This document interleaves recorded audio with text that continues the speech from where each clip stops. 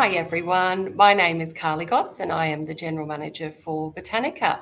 Today I'm joined by Botanical Guide Simon Rickard, who I've invited along to talk to me about his recent trip to the UK to Chelsea Flower Show. Welcome, Simon. Thanks, Carly.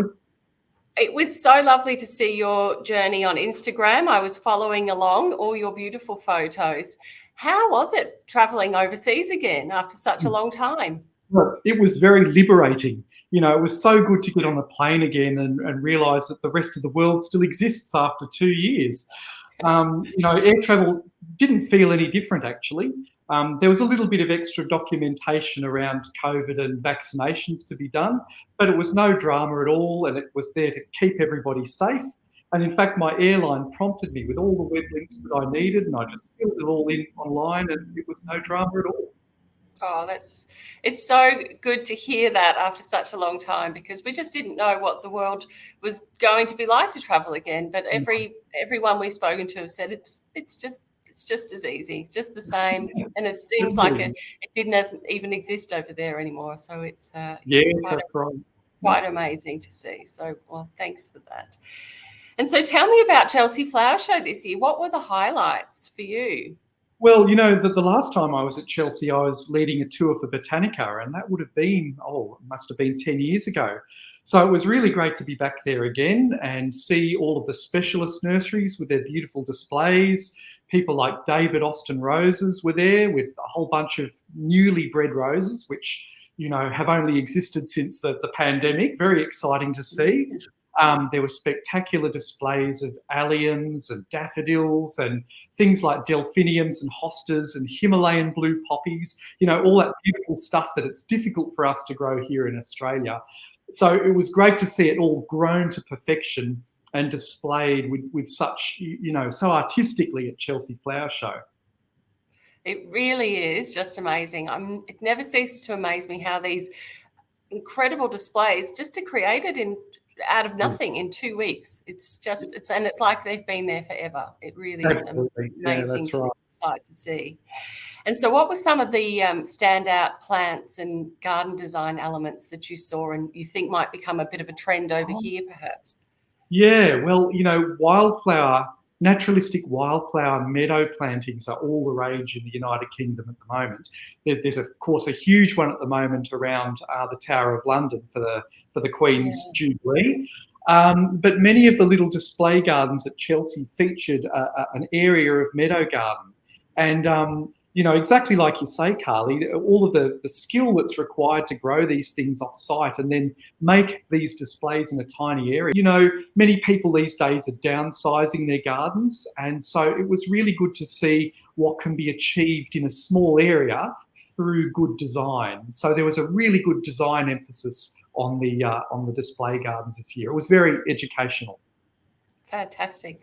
Yeah, it's just amazing to see. And I love looking at the trends and seeing how they sort of all flow through to us over here. And as you say, that wildflower gardens are absolutely stunning. They really are some of my favorite elements in some of these designs. So it's fabulous. But you also visited lots of other gardens on your trip around the UK, many of which we visit on our trips. What was your favourite one that you saw? Yeah, absolutely. Well, two of my favourite gardens anywhere in the world, and I've visited a lot of gardens with Botanica over the last 15 years. But two of my favourite gardens I went to this time were Sissinghurst and Great Dixter, which of course I have visited with Botanica many times. But, it doesn't matter how many times you go to these two gardens, there's always something new and interesting to see. So, Sissinghurst this time has got a new Mediterranean gravel garden called Delos, which was created by Dan Pearson. And that area was always earmarked to be a Mediterranean-style garden when Vita Sackville-West and Harold Nicholson were there. But it's only just come to fruition now over the last couple of years. And it was good to see that garden hitting its straps for the first time. And, a Mediterranean-style gravel planting is very exotic in the United Kingdom. It's very, very transferable to southern Australian gardens.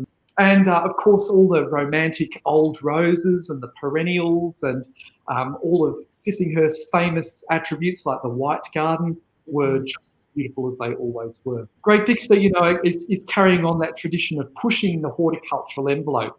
So they're always trying these exciting plant combinations, skillfully layering up woody plants with perennials and annuals and bulbs, and trying all of these really thrilling combinations that at first you think, oh gosh, that's a bit crazy. But the more you look at it, you think, actually, that's genius. That's really brilliant. So, you know, I hope Botanica guests can get back to Sissinghurst and Great Dixter sometime soon. Yes, absolutely.